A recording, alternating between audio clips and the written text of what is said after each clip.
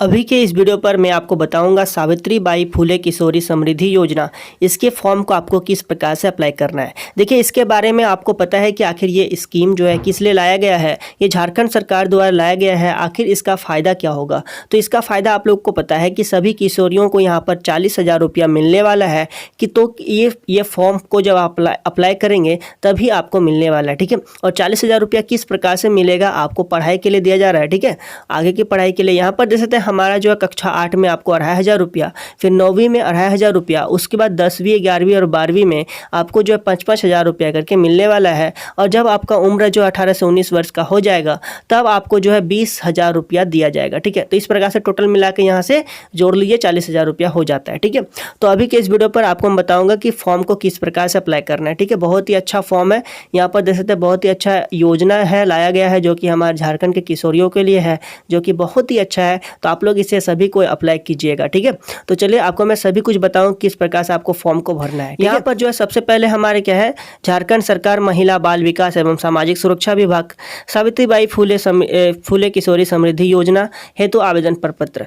तो यहाँ पर जैसे सबसे पहले जो है आपको अपना फोटो जो है यहाँ पर चिपकाना है, जो आवेदन कर रहा है। ठीक है, उसका यहाँ पर एक फोटो चिपकाना है। उसके बाद यहाँ पर देखिए आवेदिका का नाम और पता। ठीक है, तो यहाँ पर सबसे पहले आपको क्या करना है, सबसे पहले जिसके नाम से अप्लाई कर रहे हैं उनका सबसे पहले नाम लिखना है। और नाम लिखने के बाद बगल में आप थोड़ा सा छोटी जगह पे आपको क्या करना है, पता भी लिख देना है। मतलब जैसे कि यहाँ पर जो भी नाम है आपको अपना नाम लिखना है। ठीक है, नाम लिखने के बाद आपको क्या करना है, कोमा दे देना और यहाँ पर आप लोग पता लिख दीजिएगा। ठीक है, इस प्रकार से आपको लिखना है। उसके बाद यहाँ पर देखिए माता पिता अभिभावक का नाम। ठीक है, तो आप लोग अपने माता या पिता दोनों में से किन्हीं एक का आपको क्या करना, नाम लिखना है। या फिर किसी कारणवश यदि किसी के माता पिता नहीं हैं तो वे अपने अभिभावक का नाम यहाँ लिखेंगे। ठीक है, इतना तक आपको समझ में आ गया। उसके बाद यहाँ पर देखिए ग्राम, आपका जहाँ ग्राम पड़ता है वे आप लोग अपना ग्राम लिखेंगे। उसके बाद यहाँ पर क्या, पंचायत का नाम। तो उसके बाद आपको क्या करना है, अपना पंचायत का नाम लिखना है। उसके बाद यहाँ पर देखिए, उसके बाद यहाँ पर लिखा गया हमारा प्रखंड है, नगर निगम, नगर पंचायत और नगर परिषद। तो आपको जहाँ पर आपका पड़ता, उसके बाद हमारे क्या है, जिला का नाम। तो उसके बाद आपको अपने जिला का नाम लिखना है कि आप झारखंड में कौन से ज़िले से हैं, तो आपको अपने जिला का नाम लिखना है। ठीक है, उसके बाद यहाँ पर क्या, 2 नंबर आंगनबाड़ी केंद्र का नाम एवं कोड संख्या।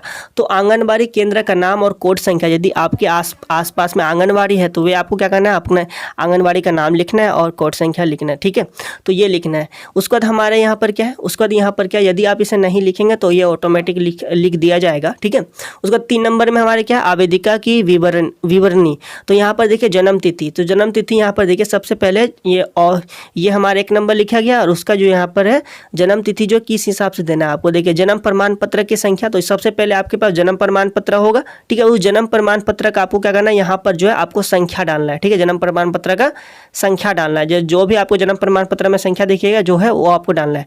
और उसका एक छाया प्रति, मतलब उसका एक जेरॉक्स जो है इस फॉर्म के साथ आपको लगाना है। ठीक है, चलिए, तो उसका बी वाला तो अभी आपको नहीं भरना है। बी वाला जिनका उम्र जो है 18 से 19 वर्ष हो चुका है वे यहाँ पर भरेंगे। ठीक है, चलिए, उसके बाद हमारे क्या है, विवाहित या अविवाहित। उसके बाद यहाँ पर है विवाहित और अविवाहित। तो आपको जो है यहाँ पर अविवाहित में टिक लगा देना है, क्योंकि आप यदि विवाहित होंगे तो विवाहित में आपको टिक लगाना है। ऐसे ये जो है किशोरियों के लिए है तो आपको अविवाहित टिक लगा देना है। ठीक है, उसके बाद यहाँ पर क्या है, उसके बाद हमारा है यहाँ पर 3 नंबर में देखिए आवेदिका का जन्म क्रम। तो यहाँ पर जो है आप जो है प्रथम पुत्री हैं कि द्वितीय पुत्री हैं, मतलब आप लोग समझ रहे हैं इससे। ठीक है, प्रथम पुत्री और द्वितीय पुत्री क्या होते हैं। तो यहाँ पर आप लोग प्रथम पुत्री है तो प्रथम में टिक लगाएंगे, या फिर द्वितीय पुत्री है तो द्वितीय में आपको क्या करना है, टिक लगाना है। ठीक है, चलिए, उसके बाद यहाँ पर क्या है, आवेदिका का आधार संख्या। आपका आधार कार्ड है, उस आधार कार्ड में आपका जो आधार नंबर जो भी है आपको क्या करना है, अपना आधार नंबर जो है यहाँ पर आपको डालना है। ठीक है, लिख देना है। चलिए, अगला हम लोग आगे बढ़ते हैं। अगला हमारे यहाँ पर क्या है, आवेदिका का बैंक, पोस्ट ऑफिस खाता संख्या एवं विवरण।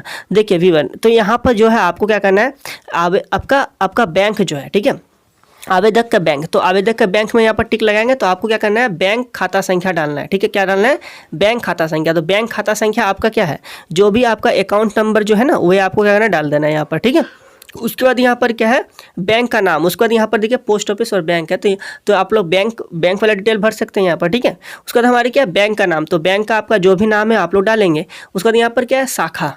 तो ठीक है, ब्रांच आप लोग को पता होगा, यहाँ पर पासबुक में लिखे हैं, ब्रांच लिखा रहता है, तो वहाँ पर आप लोग देख सकते हैं कि आपका ब्रांच कहाँ पड़ता है, तो वे अपना ब्रांच का नाम लिखेंगे। उसके बाद IFSC कोड जो है, जो भी आपका खाता में IFSC कोड है, वे आपको क्या करना है, डाल देना है। ठीक है, इतना करने के बाद, इतना हो जाने के बाद आपको देखिए आगे देखिए, उसका तो यहाँ पर क्या है, आवेदिका के माता पिता, माता ऑब्लिक पिता है। ठीक है, तो माता पिता का नाम आप लोग चाहे तो अपने माता का नाम या फिर अपने पिता का नाम आप लोग यहाँ पर लिख सकते हैं। ठीक है, कौन जगह पर, तो यहाँ 4 नंबर में। ठीक है, तो आप लोग अपने माता का नाम या फिर आप अपने पिता का नाम यहाँ पर लिखेंगे। ठीक, उसके बाद हमारे यहाँ पर क्या 5 नंबर देख सकते हैं, आवेदिका के माता पिता ऑब्लिक में है और का आधार संख्या। ठीक है, तो आपके माता या फिर आपके पिता का आधार संख्या डाल देना है। तो यहाँ पर आप लोग को क्या करना है, आपके माता या फिर आपके पिता, यहाँ पर दोनों में से एक का। ठीक है, आपको क्या करना है, आधार नंबर यहाँ पर जो है डाल देना है। ठीक, आधार नंबर डालने के बाद आपको देखिए अगला वाला यहाँ आधार नंबर डालना है। उसके बाद यहाँ 6 नंबर हमारे क्या है, अभिभावक का नाम, अभिभावक का नाम ये आपको नहीं लिखना है। ठीक है, यदि जिनके माता पिता नहीं है तो वे यहाँ पर अपने अभिभावक का नाम लिखेंगे। ठीक है, आपके गार्जियन का नाम आपको लिखना है 6 नंबर में यहाँ पर। ठीक है, तो अभिभावक है, फिर आधार संख्या लिखना है। ठीक, जिनके माता पिता है वे यहाँ पर माता पिता का आधार नंबर यहाँ पर डाल सकते हैं, माता या फिर पिता का।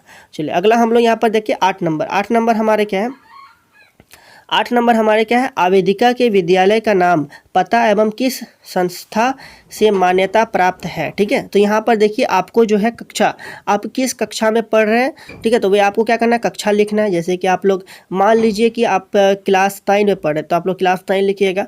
उसके बाद आपके विद्यालय में जो आपका सेक्शन है, सेक्शन A, सेक्शन B, तो आप जिस सेक्शन में है अपना सेक्शन लिख दीजिएगा। जैसे मान लीजिए A, देखिए आपका जो सेक्शन है वो लिखना है आपको। ठीक है, उसके बाद हमारे क्या C में हमारा रोल नंबर, तो आपको क्या करना है, उसके बाद आपको अपना रोल नंबर लिख देना। इतना कर लीजिएगा। अगला हम लोग आगे बढ़ते हैं। आगे देखिए हमारे यहाँ पर है, आप किस कक्षा में आप पढ़ रहे हैं। ठीक है, जैसे कि मान लीजिए आप क्लास 9 में पढ़ रहे हैं, तो आप 9 वाला यहाँ पर लिखा है ना, कक्षा 9वीं में नामांकित बालिका, तो यहाँ पर आपको क्या करना है, टिक लगाना है। तो आप जो अब जिस कक्षा में आप पढ़ रहे हैं उसको आपको टिक लगाना है। समझ में आ रहा है आपको।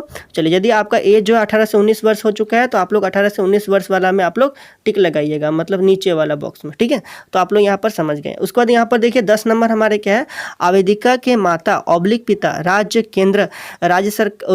केंद्र सरकार में स्थायी रूप से नियोजित सेवानिवृत्त पेंशन पारिवारिक पेंशन प्राप्त करने वाले नहीं हो, तथा आवेदिका के माता पिता आयकरदाता नहीं हो, संबंधी प्रमाण पत्र। देखिए यहाँ पर जो है, यदि आपके सरकारी कर्मी हैं, ठीक है, आपके माता पिता, तो आपको हाँ करना है, ऐसे नहीं होना चाहिए। ठीक है, यहाँ पर पहले ही बोल दिया गया नहीं होना चाहिए, तभी आपको ये लाभ मिलने वाला है।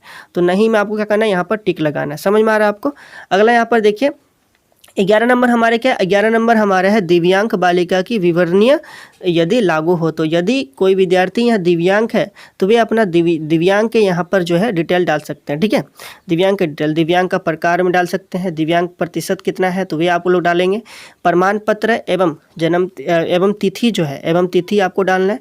उसके बाद यहाँ पर देखिए क्या आवेदिका, तो इतना जो दिव्यांग है, जो विद्यार्थी, ठीक है, वे यहाँ पर डालेंगे। ठीक है, अगला यहाँ पर देखिए, अगला 12 नंबर में हमारे क्या है, 12 नंबर में है हमारा कि क्या आवेदिका को मुख्यमंत्री सुकन्या योजना मिला है, हाँ या नहीं। तो ठीक है, तो यदि आपको मिला है तो आपको हाँ करना है, नहीं है तो आपको नहीं करना है। ठीक है, तो मेरे ख्याल से बहुतों को यहाँ नहीं मिला है, तो ये आपको क्या करना है, नहीं में टिक लगा देना है। ठीक है, तो इस प्रकार से आप लोग को पूरा डिटेल याद रखना है कि इस प्रकार से भरना है। ठीक है, चलिए अगला हाँ यहाँ पर क्या है, क्या लाभ प्राप्त है। अब जैसे देखिए, यदि आप लोग यहाँ पर यदि आप लोग हाँ में टिक लगाते हैं, ठीक, हाँ में टिक लगाते हैं, तो आपको ये पूरा भरना होगा। समझ में आ रहा है आपको। ठीक है, तो आप लोग ध्यान रखिएगा थोड़ा सा। चलिए अगला यहाँ पर देखिए 13 नंबर हमारे क्या है, क्या आवेदिका को मुख्यमंत्री लक्ष्मी लाडली योजना का लाभ प्राप्त है, हाँ नहीं। ठीक है, तो यदि आपको ये योजना प्राप्त है तो आप हाँ में लगाएंगे, टिक लगाएंगे, और यदि नहीं प्राप्त है तो आपको नहीं में टिक लगाना है। ठीक है, अगला यहाँ पर देखिए घोषणा यहाँ पर दिया गया, तो घोषणा यहाँ पर प्रमाणित किया जाता है कि ऊपर दी गई सभी सूचनाएं सही है एवं दिए गए किसी भी गलत सूचना के लिए मैं स्वयं जिम्मेवार होऊंगा। मैं अपना आधार संख्या अपनी स्वेच्छा से इस योजना का लाभ प्राप्त करने हेतु उपलब्ध करा रही हूँ। ठीक है, तो ये आपको यहाँ पर घोषणा है, आपका घोषणा है। तो यहाँ पर आपको क्या करना है, देखिए यहाँ पर सबसे पहले आपको जो यहाँ पर अपना साइन करना है। ठीक है, यहाँ पर आपको साइन करना है। यहाँ पर देखिए, यहाँ पर आपके माता का यहाँ पर साइन करवाना है। समझ में आ रहा है आपको।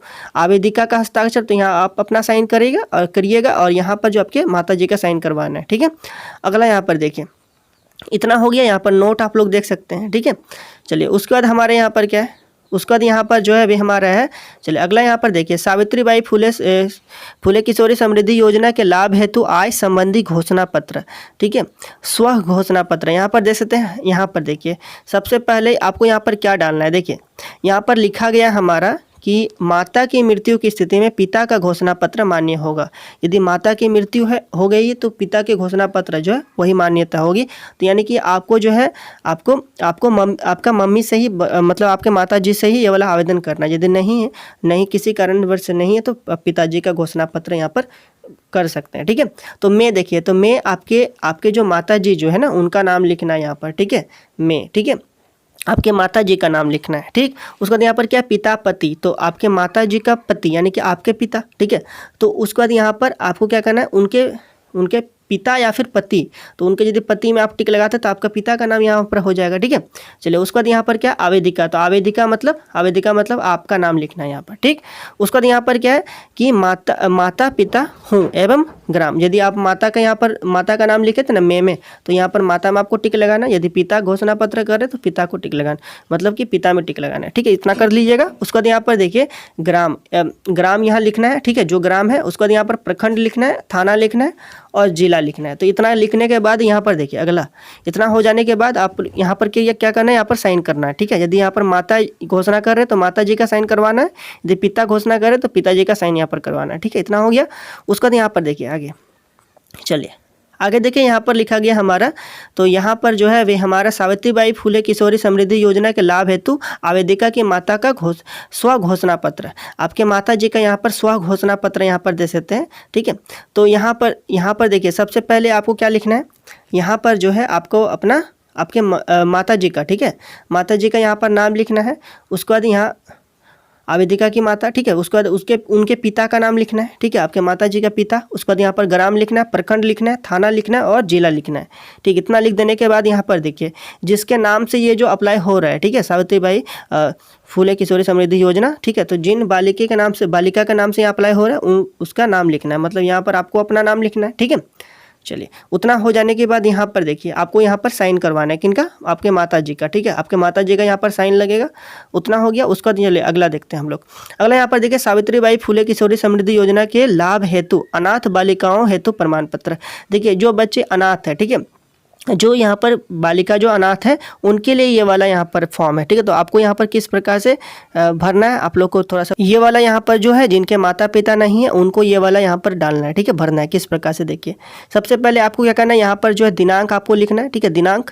उसको यहाँ पर प्रमाणित किया जाता है कि आवेदिका का नाम यहाँ पर डालना है। ठीक है, उसके बाद यहाँ पर क्या है, जैविक माता और यहाँ पर जैविक पिता, आपके माता और पिता, उसका नाम डालना है। उसके बाद का देहांत हो चुका, उतना हो गया। ठीक है, उसके बाद आवेदिका, तो आवेदिका यहाँ पर जो है कि पालन पोषण का इतना, देखिए आवेदिका मतलब आप जिसके नाम से ये अप्लाई हो रहा है उनका नाम। ठीक है, उसके बाद यहाँ पर देखिए जो आपको अभी जो पालन पोषण कर रहे हैं उनका नाम लिखना है, उनका पता लिखना है। ठीक है, उसके बाद यहाँ पर देखिए आवेदिका मतलब आपका नाम जिसके नाम से अप्लाई हो रहा है, ठीक है, उनका नाम लिखना है।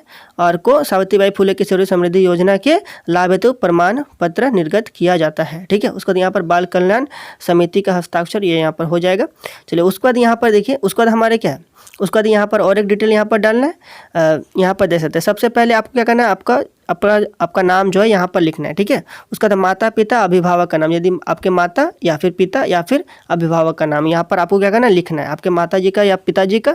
यदि आपका अभिभावक है तो आप अपने अभिभावक का नाम लिखेंगे। ठीक है, उसके बाद यहाँ पर क्या, पता, तो आपको यहाँ पर क्या करना है, पता डालना है, आपका जो पता है वो आपको पता डाल देना है। ठीक है, उसके बाद यहाँ पर क्या, प्रखंड अंचल का नाम, तो आपके प्रखंड या फिर अंचल का आपको नाम लिखना है, जिला का नाम लिखना है। ठीक है, उसके बाद यहाँ पर देखिए जिला का नाम लिख दीजिए। उसके बाद यहाँ पर संख्या, दिनांक। उसको देखिए आपको ये वाला काम कर देना है। आपको देखिए दिनांक, जिस दिन आप इस फॉर्म को अप्लाई करेंगे उस दिन का डेट आपको ये क्या करना है, यहाँ पर लिख देना है। ठीक है, पर हमारा है सावित्रीबाई फुले किशोरी समृद्धि योजना के लाभ हेतु संबंधित विद्यालय के प्रधानाचार्य द्वारा सत्यापन प्रमाण पत्र, तो ये वाला भी भरना आपके लिए आवश्यक है। ठीक है, तो यहाँ पर दे सकते हैं पत्रांक और दिनांक, ये जो है आपको स्कूल में ऐसे जब साइन करेंगे सर तो लिख ही देंगे। ठीक है, तो आपको यहाँ पर दिनांक लिख देना है। उसके बाद यहाँ पर प्रमाणित किया जाता है कि, ठीक है, आपका नाम लिखना है यहाँ पर। ठीक है, जो अप्लाई जो करे जिसके नाम से उनका यहाँ पर नाम लिखना है, छात्रा का नाम। उसके बाद यहाँ पर देखिए हमारा पिता, तो पिताजी का नाम लिखना है इस जगह पर, ठीक है।